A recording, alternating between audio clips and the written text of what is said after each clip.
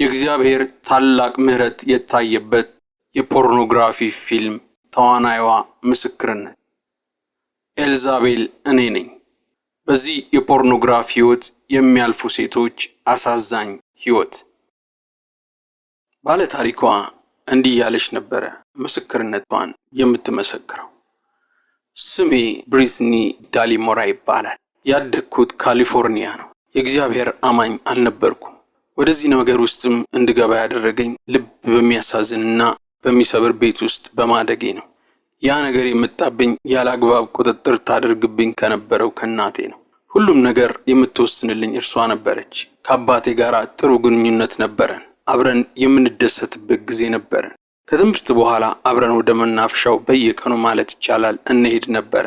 በእናቴ አቅጣጫ ግን ስሜትን በሚጎዳ በመጥፎ ንግግርና በአካላዊ ጥቃት ጭምር ተጎድቼ ነበረ ያደግኩት። በዚህ ሁኔታ ውስጥ ማደግ በጣም አስቸጋሪ ነው። የመገፋት ስሜት ነበረ ይሰማኝ የነበረው። በብዙ ፍቅር መወደድ ሲገባኝ እናቴ ስሜትን የሚጎዳ ንግግር በየቀኑ ትናገርብኝ ነበረ። እጠላሻለሁ፣ አንቺን ባልወለድኩ ነበረ፣ ተሸናፊ ነሽ እያለች ትናገርብኝ ነበረ። በዚህ መልኩ በእርሷ በጣም እየተገፋው ነበር ያደግኩት። ከዚህ ስሜት ለማምለጥ የሚወደኝን አካል ለማግኘት ትክክለኛ ካልሆነ ስፍራ ፍቅር መፈለግ ጀመርኩ። በዚህ ሁኔታ ውስጥ ያለው አንድ የወንድ ጓደኛ አገኘው። ይወደኛል የምለው ይህ ሰው ድንግልናዬን ከወሰደ በኋላ ከሌሎች 3 ሴቶች ጋር ግንኙነት እንደነበረውና በላይ ላይ ይወሰልትብኝ እንደነበረ ደረስኩበት። እርሱም ልቤን የበለጠ ሰብሮት ነበረ። እነዚህ ነገሮች ተደማምረው ከመከዳት ከመገፋት ስሜት ጋር መታገል ጀመርኩ።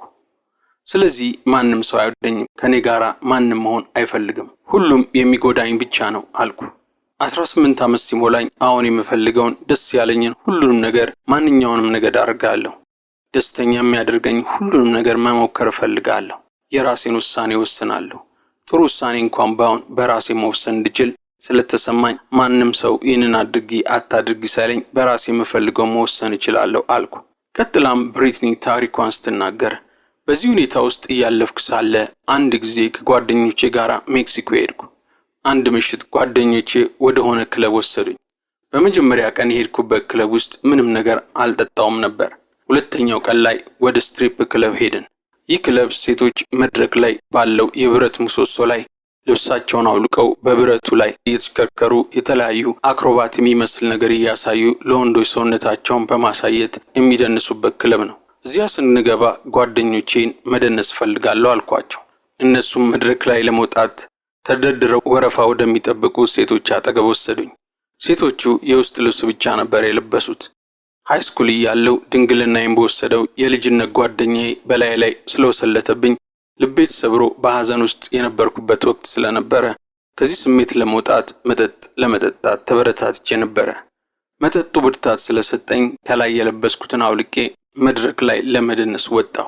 ስለዚህም በዚህ ምሽት የመጨረሻ ደስተኛ የሚያደርገኝን ነገር ሁሉ አደረግኩ። ስደንስ ሰውነቴን የሚያዩ የቤቱ የነበሩ ወንዶች በጣም ቆንጆ ነሽ፣ እንወድሻለን እያሉ ገንዘብ ይበትኑብኝ ነበረ። ያን ድባል ነበረ ብዙ ጊዜ ስፈልግ የነበረው። እየደነስኩ ልብሴን ተራ በተራ ሳውልቅ ገንዘብ እንዲጨመርልኝ ይሆን ነበረ። በዚህ ምሽት ነበረ የዚያ ቆሻሻ ህይወት ዘር የተተከለብኝ ትላለች ብሪትኒ።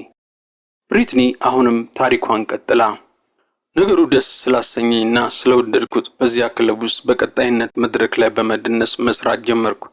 እሰራ የነበረው ኮሌጅ የተማርኩ በነበረ ጊዜ ነው። የሆነ ምሽት ላይ 2 የፊልም አዘጋጅ ፕሮዲሰሮች መጡና ሁልጊዜ ለመስማት የምፈልጋቸውን ቃሎች ጆሮዎቼ መገቧቸው። በጣም ቆንጆ ነሽ፣ በትወና ታዋቂ ኮከብ ልትሆኚ ትችያለሽ፣ ያንዲዮን ካንቺ ጋር የሮማንቲክ ፊልም መስራት እንፈልጋለን፣ ፍላጎት ካለሽ ደውይልኝ ብለው ስልካቸውን ሰጡኝ። ስራው የወሲብ ፊልም መስራት ነበር። ዋው! እነሱ እንደነገሩኝ በህዝብ ታዋቂ ከሆንኩ በህዝብም ተወዳጅ ሆናለሁ፣ ከዚያም ደስተኛ ሆናለሁ ብዬ አሰብኩ። እነዚህ ሰዎች ይኖሩ የነበረው ሎስ አንጀለስ ስለነበረ በቀጣይ ቀን እነርሱ ጋር ሎስ አንጀለስ ለመሄድ ቀጠሮ ያዝኩ። ደወልኩላቸውና እነርሱ ጋር ሄድኩ። እነርሱ ሜካፕ ቀቡኝ፣ ዊግ ጸጉር አደረጉልኝ፣ ፎቶ አነሱኝና የዚህ ስራ ወኪል ወደ ሆነው ሰው ጋር አላኩኝ። በዚያን ቀንም ወኪሉ ጋር ሄጄ ተገናኘሁ። እርሱም ተቀበለኝ። ከዚያም የፖርኖግራፊ ፊልም ስራ ውስጥ ገባሁ። በዚህ ስራ ውስጥም ለ7 ዓመት ያክል ቆየሁ ትላለች ብሪትኒ። አሁንም ብሪትኒ ታሪኳን ቀጥላ ስትተርክ እንዲህ ትላለች። ወደዚህ ስራ ከገባ በኋላ ይህን ስሰራ በየወሩ ከ30 እስከ 150 ሺህ ዶላር አገኝ ነበር። ማክሲም የተባለው ታዋቂ መጽሔትም ላይ 12 በጣም ቆንጆ የሆኑ የፖርኖ ተዋናዮች መካከልም አንዷ በመሆን መጽሔቱ ላይ ተዘግቦልኝ ስለነበረ ዝናዬ በመላው አሜሪካ ናኝቶ ነበር። በተደጋጋሚ በዚህ ስራዬ የተለያዩ አዋርዶችን ተሸልሜያለሁ። በታዋቂው ሃዋርድ ሲቲ ሾው ሚዲያ ላይ በተደጋጋሚ እንግዳ ሆኜ ቀርቤያለሁ። ትዊተር ላይ ደግሞ የሆነ ጊዜ 150 ሺህ ተከታዮች ነበሩኝ። ያም በመላው ዓለም ያለኝን ዝናዬን የበለጠ ጨምሮት ነበር። በዚህ መልኩ እፈልገው የነበረው ዝና በትልቁ ወደኔ መጣ። ነገር ግን እዚያ ዝና ላይ ብደርስም አገኘዋለሁ ብዬ ያሰብኩት ደስታ አላገኘው። ሁሉም ነገር ውሸት ነበር። የሆኑ ሰዎች ስምሽን ሲያውቁና ዝነኛ ስትሆኚ በልብሽ ውስጥ ያለውን ባዶነት በደስታ ይሞላል የሚለው ዝና በማግኘት ይገኛል ብዬ ያሰብኩት ሐሳቤ ውሸት ሆኖ ነው ያገኘሁት። የፖርኖ ኢንዱስትሪ ውስጥ የሚሰሩ ተዋናዮች ውቦች፣ ሁሉ ነገር የተመቻቸላቸው በፍጹም ደህንነት የሚኖሩ ናቸው የሚለው ነገር ውጭ ሆነን ከሩቅ ሲነገር እንሰማ የነበረው ነገር እውነት አይደለም። የዚያን ጊዜ ኢንዱስትሪ ውስጥ ስገባ 18 ዓመቴ ነበር። ስገባ ግን ከተባለው የተለየ ሆኖ ነበር ያገኘሁት። በህይወቴ ላይ ኳስ እንደመጫወት ሆኖ ነው ያገኘሁት። አዳልት በተባለው የወሲብ ፊልም በሚሰራበት የፖርኖግራፊ ኢንዱስትሪ ውስጥ ስገባ በአስተዳደጌ በስሜት የተጎድቼና በሚወድ ሰው በመከዳት ስሜት ሐዘንተኛ ስለነበርኩ ያ በሽታዬን የገባሁበት ቦታ መታከሚያ ይሆናል ብዬ ነበር ያሰብኩት። ነገር ግን የሆነው በተቃራኒ ነው። ይልቁንም ኢንዱስትሪው ያንን የጉዳት ስሜትን የበለጠ ያጎላብኝና የባሰ ተጨማሪ ችግር ነበር የጨመረብኝ። በውሳኔ እንደተሳሳትኩ ያወቅኩት ገና በገባው በመጀመሪያው ዓመት ነው። ኢንዱስትሪ ውስጥ ያለው አንድ ሌላ ተጨማሪ ችግር አገኘኝ። ወደ ኢንዱስትሪው እንደገባው በአንድ ወር ውስጥ ነው ድራግ መጠቀም የጀመርኩት። ወደዚያ የገባውበት ምክንያት አንድ ቀን የፊልም አዘጋጁ ዳይሬክተር ከመሬት ተነስቶ ሰውነትሽ በጣም ወፍራም ነው ቀንሽ ያለኝ፣ ውፍረትሽ በጣም ያስጠላል አለኝ። እውነት ለመናገር ወፍራም አልነበርኩም። እንዲያውም ሃይ ስኩል እያለሁ የመክሳት በሽታ ነበረብኝ። ዳይሬክተሩ ግን ወፍራም ነሽ ቀንሽ አለኝ። ይህን ስራ ስሰራ በነበረ ጊዜ እኖር የነበረው የሆነች ሞዴል ቤት ውስጥ ስለነበረ እርሷን ሰውነት ቀንሽ ተብያለሁ ብዬ ስለመቀነስ አማክራት ይህ ይረዳሻል ብላ ኮኬን ሰጠኝ ጀመር። በዚያም በድራግ ሱሰኝነት ተለከፍኩ። በየቀኑ ድራግ መውሰድ ጀመርኩ። ሱሰኝነቴ ከፍተኛ ሱሰኞች ወደሚወስዱት የድራግ አይነት አሳድጎኝ ነበረ። በመጀመሪያ ኮኬን ነበረ መወስደው። ከዚያም በኪኒን መልክ እየተዘጋጀ የሚመጣውን አሽሽ መውሰድ ጀመርኩ። ከዚያም ሄሮይን፣ በመጨረሻም ክሪስታል ማይዝ የተባለው መውሰድ ላይ ደረስኩ። በእነዚህ 7 ዓመት ሁሉ ድራግ ወስድ ነበረ። ድራግ ወስድ የነበረው ሌላው ምክንያት ሐዘንተኝነቴ በጣም ስለጨመረ ከዚያ ሐዘን ለመደበቅ ስል ጭምር ነበረ ወስድ የነበረው። ከዚያም በዲፕሬሽን በሽታ ተመታው። ከዲፕሬሽን ጋር መታገል ጀመርኩ። ሳይኮሎጂስቶች መረመሩኝ። በዚያን ጊዜ የሚረብሹ ድምጾችን በጭንቅላቴ ውስጥ መስማት ጀምሬ ነበረ። ሐኪሞች መረመሩኝና የአእምሮዬ ሁኔታ ከባድ ችግር ውስጥ እንዳለ ነገሩኝ። በእያንዳንዱ ቀን ከመወስደው ብዙ መድኃኒት የተነሳ የሆነ ቀን በድንገት ህይወቴ እንደሚያበቃለት እያሰብኩ ስለነበረ 911 ላይ 911 ላይ ደውዬ መጥተው እንዲረዱኝ አስብ ነበረ። በዚህ ላይ ቻርኮል የተባለ መጠጥ ጠጣ ነበረ። እውነት ለመናገር ህይወቴ ምስቅልቅል ወጥቶ የአእምሮዬ ጤንነት በጣም ረባሽ ሁኔታ ላይ ደርሶ ነበር። በዚህ አዳልት በተባለው የፖርኖግራፊ ኢንዱስትሪ ውስጥ የማቃቸው የነበሩ የሚወደዱ የነበሩ ብዙ ሴቶች ህይወታቸውን በዚህ ሁኔታ በአመታት ውስጥ አጥተዋል። በጣት የሚቆጠሩ ጓደኞቼ ደግሞ በቅርብ ህይወታቸውን አጥተዋል። በዚሁ አመት በአንድ ወር ውስጥም ከሚገባ በላይ አሽሽ በመውሰድ ወይም ራሳቸውን በራሳቸው ህይወታቸውን በማጥፋት 3 የሚሆኑ ጓደኞቼ ሞተዋል። አሁን ላይ ባለው ድራግ ላይ ፌንታሊን የሚባል ንጥረ ነገር ስለሚጨምሩበት ከመጠን በላይ ሲወስዱት ራሳቸውን እንዲስቱና በዚያ እንዲያሸልቡ ያደርጋቸዋል። የፖርኖ ኢንዱስትሪ ይህንን የሚያደርግበት ምክንያት ነፍሳችንን በማጠብና ለኃጢአተኝነት ወቀሳ ምንም ስሜት እንዳይኖረን ለማድረግ ነው። መጽሐፍ ቅዱስ የኃጢአት ደሞዝ ሞት ነው ይላል። በዚህ ስራ ውስጥም ስንኖር የባዶነት ስሜት፣ ጭንቀትና ራስን የማጥፋት ስሜት ሁልጊዜ ይከበናል። ድራግ የምንወስደው የነበረው ከዚህ ስሜትም ለማምለጥና ድራጉ የሚሰጠውን የውሸት ጊዜያዊ ደስታ ለማግኘት ስንል ነው። ግን የሆነ ደስታ አይሰጥም። እውነተኛ ደስታ የሚሰጠው ኢየሱስ ብቻ ነው። እርሱም ያዘጋጀልን ደስታ ያ ነው ትላለች የአሁኗ ወንጌላዊት የቀድሞዋ የፖርኖግራፊ ተዋናይ የሆነችው ብሪትኒ አሁንም ታሪኳን ቀጥላ ስትናገር እንዲህ ትላለች። ሄሮይን እወስድ በነበረ ጊዜ ራሴን በሳትኩ ጊዜ የመጨረሻው መስመር እንዳለፉ ተሰምቶኝ ነበረ። በሄሮይን ስትጦዙ ከቁጥጥር ውጭ ነው የምትሆኑት። በራሴ ላይ ጭካኔ እያደረኩ እንዳለው ተሰማኝ። ከሄሮይኑ ስትወጡ እንደምትሞቱ ነው የሚሰማችሁ። ሰውነታችሁ ሁሉ ይጎዳል። ከዚያ ነገር የሚያወጣኝ የሚረዳኝን ነገር ካላገኘው ሕይወቴን እንደማጣው ሲሰማኝ ለአያቴ ደወልኩላት። አያቴ ወደ ሎስ አንጀለስ እየነዳች መጣችና ወሰደችኝ። አያቴ ጋር ሳለሁ ከዚህ ችግር እንድወጣ የሚያደርገኝን የሕክምና እርዳታ አገኘሁ። እዚህ ሁኔታ ላይ ያለው ከኢየሱስ ጋር ተዋወቅኩ። ቤተክርስቲያን ከወንድ አያቴ ጋር ሄድኩ። ቤተክርስቲያን በነበርኩ ጊዜ አለቅስ ስለነበረ የተሰበከውን መልእክትም ሁሉንም አልሰማውም ነበረ። ፓስተሩም ይህ መልእክት እናንተን እየተናገረ ከሆነ ተነሱና ከኢየሱስ ጋር ተገናኙ አለ። ሕይወታችሁ እንዲለወጥላችሁ ከፈለጋችሁ ተነስታችሁ ወደዚህ መድረክ ውረዱና ነው ልጸልይላችሁ ፈልጋለሁ፣ ከናንተ ጋራም ልጸልይ ፈልጋለሁ ሲል ተነስቼ ወደ መድረኩ ወረድኩ። ኢየሱስን እንደ ግል አዳኜ እና ጌታዬ አድርጌ ተቀበልኩ። በዚያን ቀን አገልግሎት ካበቃ በኋላ መጨረሻ ላይ ከጀርባ ላይ ባለው ክፍል አግኝተውኝ መጽሐፍ ቅዱስ ሰጡኝ። መጽሐፍ ቅዱስ ማንበብ ጀመርኩ። መጽሐፍ ቅዱስን በየቀኑ አነብ ነበረ። ሁሉንም ነገር ለተወሰነ ጊዜ አቆምኩ። አያቴ ቤት ሆኜ ከመንፈሳዊ ነገር በተጨማሪ ሰውነቴ ውስጥ የነበረውን አደንዛዥ እንዲወጣ ዲቶክስ በማድረግ ራሴን አነጻ ነበረ። ሰይጣን ያን ውሳኔን አልወደደልኝም ነበር። አንድ ድክመት ነበረብኝ፣ እርሱም ወንዶች ነበሩ። ድክመቴ ወንዶች ነበርና ሰይጣን ሴተኛ አዳሪ አገናኝ ሰው ላከብኝ። ከእርሱም ጋር ጓደኝነት ጀመርን። እነዚህ አገናኞች ወደኛ ሲመጡ ቀጥታ ስራ ላገናኝሽና ስሪና ገንዘብ አግኝ ብለው አይደለም ወደኛ የሚመጡት። ሲቀርቡን ማንኛውም አፍቃሪ መስለው ነው ወደኛ የሚመጡት። በጣም ቆንጆ ነሽ፣ ወድጄሻለሁ በማለት ነው ወደኛ የሚመጡት። በዚህ መንገድ ቀርበው ልባችን እንዳገኙ ሲረዱ በኋላ ላይ ጠቃሚና አዛኝ መስለው አንድ ገንዘብ እናገኝበት ሐሳብ አለኝ፣ ለምን የፖርኖግራፊ ፊልም አንሰራም በማለት ነው አግባብተው የሚያስገቡን። ይህ ሰው በፍቅር ስም እና የሴትነቴን ድክመት ተጠቅሞ መልሶ ወደ ፊልም ኢንዱስትሪ ውስጥ አስገባኝ። አስቀድሞም ፊልም ኢንዱስትሪ ውስጥም እንደነበርኩ ያውቅ ነበረ። በዚያም በኢንዱስትሪ ውስጥም ለሌሎች ብዙ ዓመታት ቆየው። ከዚያም ራሴን መጥላቴን አርቄ እስኪ ድረስ ብዙ ነገሮችን አሳድጌ ያደረኩ። በኋላ ላይ ግን ከዚህ ከሴተኛ አዳሪ አገናኙ ጋር መጣላት ጀመርን። ይህ በእንዲህ ያለም ከእግዚአብሔር ጋር የነበረኝ ግንኙነት ጎን ለጎን አድጎ ነበረ። መጽሐፍ ቅዱስን አነብ ነበረ።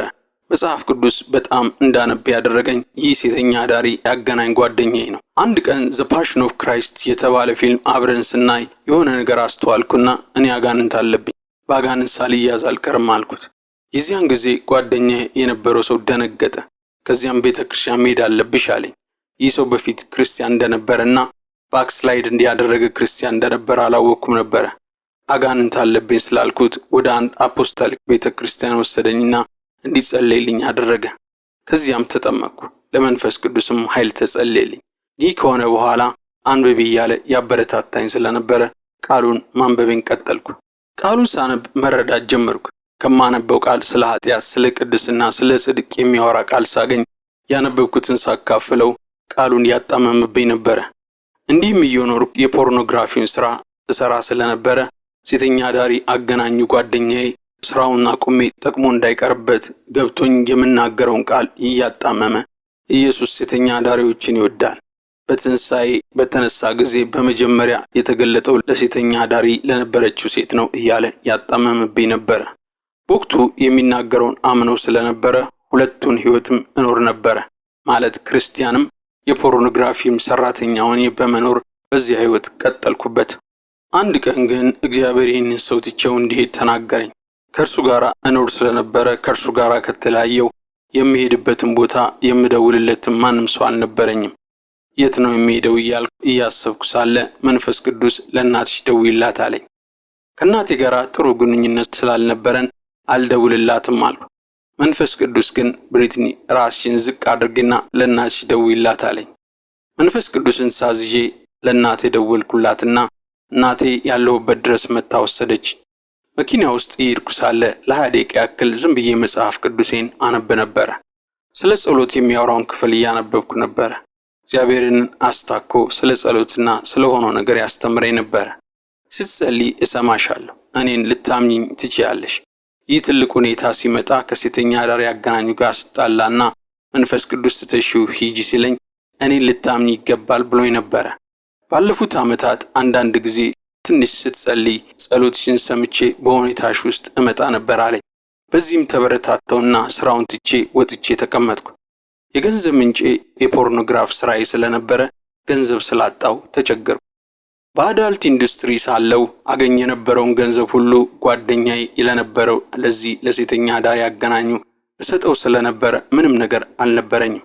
ስለተቸገርኩ አንድ ፊልም ሄጄ መቀረጽ አለብኝ ብዬ አሰብኩና ሎስ አንጀለስ ሄጄ ገንዘብ ለማግኘት አንድ የፖርኖግራፊ ፊልም ለመቅረጽ ሁኔታዎችን አመቻቸው። እናቴም ወደ ሎስ አንጀለስም ልሄድ ስለሆነ እስከ ኤርፖርት አድርሽኝ አልኳት። ከዚያም ወደ አውሮፕላን ማረፊያ ልሄድ ስነሳ የእግዚአብሔር ድምጽ መጽሐፍ ቅዱስሽን ያዢ እንዳለኝ ተሰማኝ።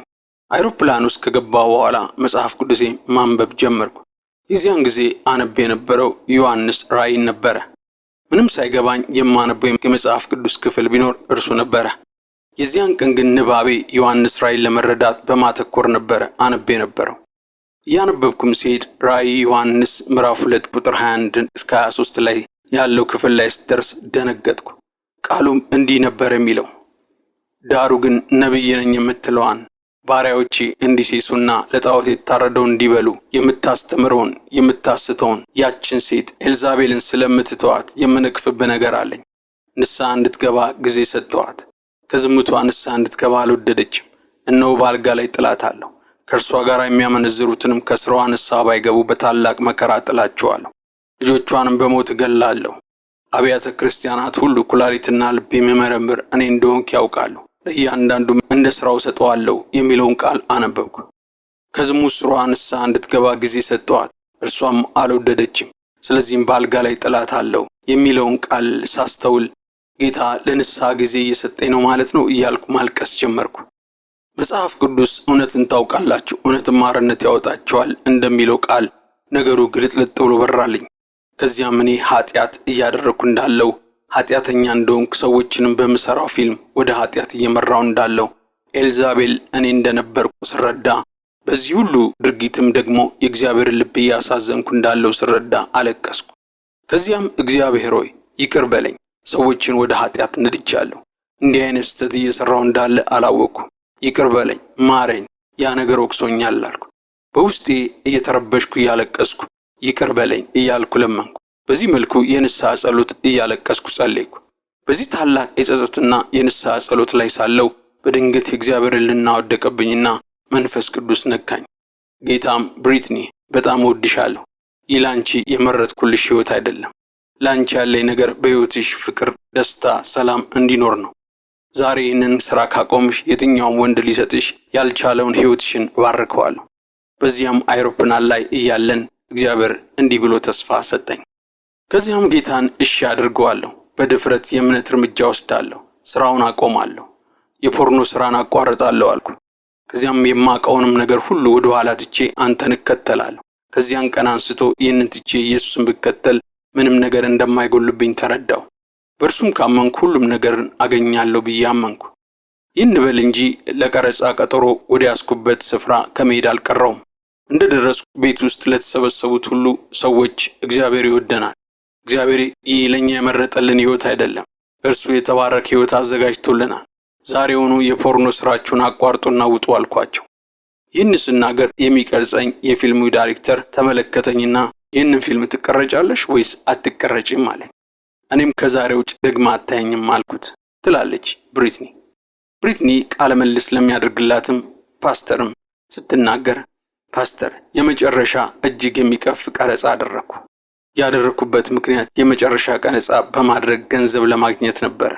መንፈስ ቅዱስ ተይ አቁሚ ብሎ ከተናገረኝ በኋላ በማድረጌ በጣም የቆሻሻነት ስሜት ነው የተሰማኝ። ለተሰማኝ ቀፋፊ ስሜት የምገልጥበት ቃል የለኝም። ነገሩን እያደረኩት ሳለ እጅግ የሚቀፍ ነገር ነበር እላይ ላይ እየመጣ ይሰማኝ የነበረው።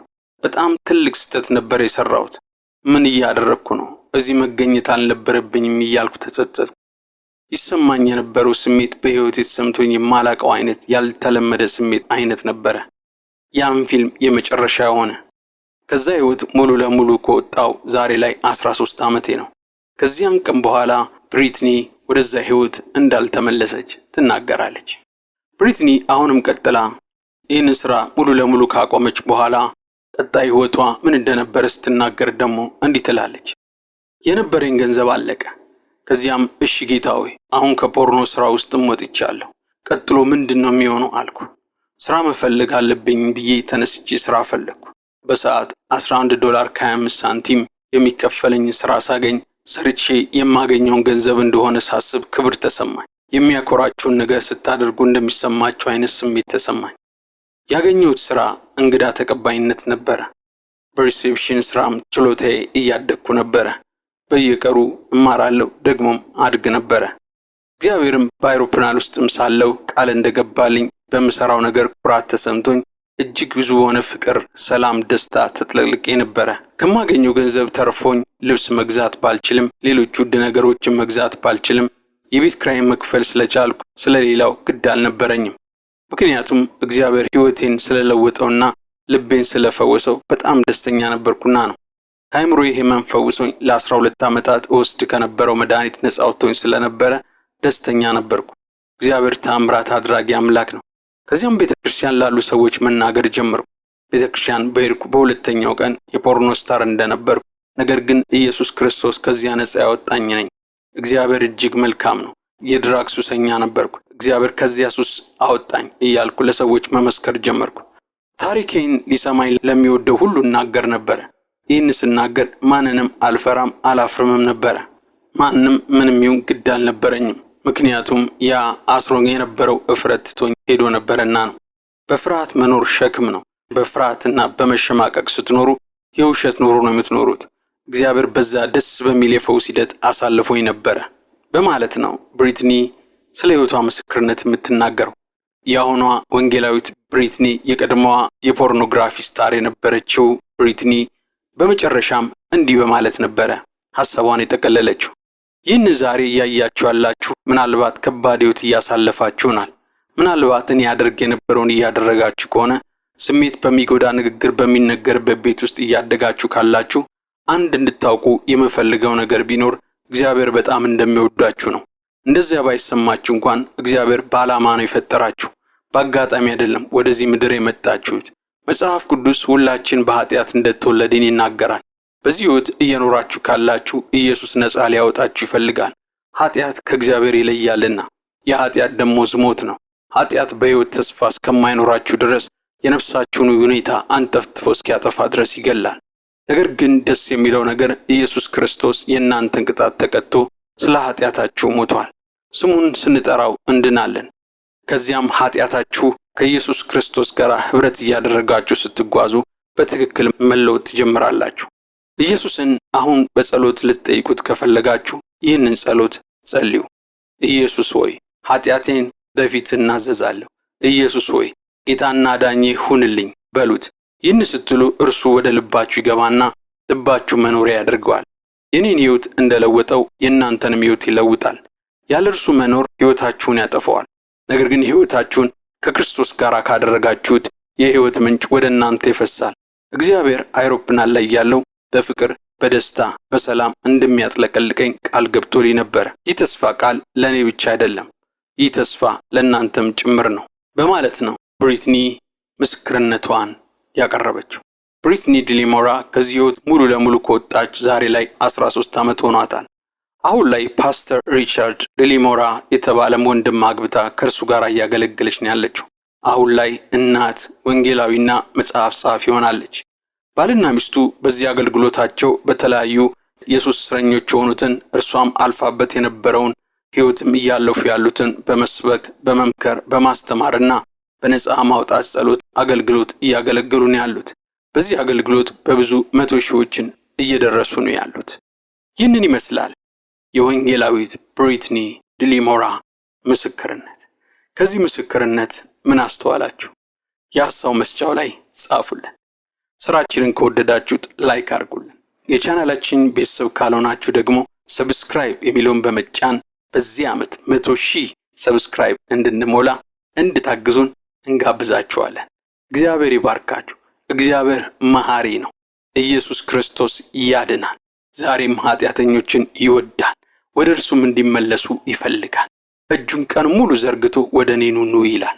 በዚህ ሕይወት ያላችሁ ማናቸውም ሰዎች እግዚአብሔር እንደዚህች ሕይወት ነፃ እንደሚያወጣችሁ ያመናችሁ እንድትመጡ እኛም እንጋብዛችኋለን። እግዚአብሔር ይባርካችሁ። ኢየሱስ ክርስቶስ ጌታ ነው።